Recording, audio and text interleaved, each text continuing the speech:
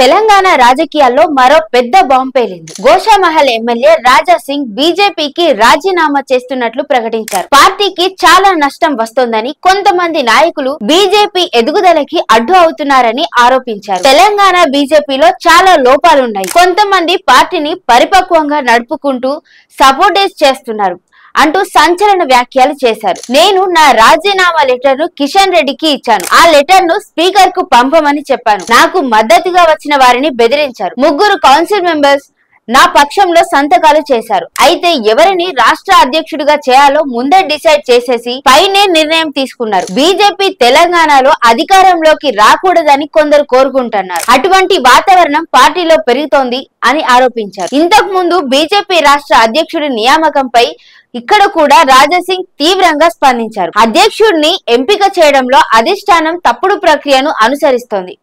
Booth కార్యకర్త నుంచి ముఖ్య నేత వరకు ఓటేసే విధంగా ఎన్నిక జరగాలి. ఎవరికి నచ్చినట్టుగా వారు నియామకాలు చేస్తూ పోతే పార్టీకి నష్టం తప్పదు.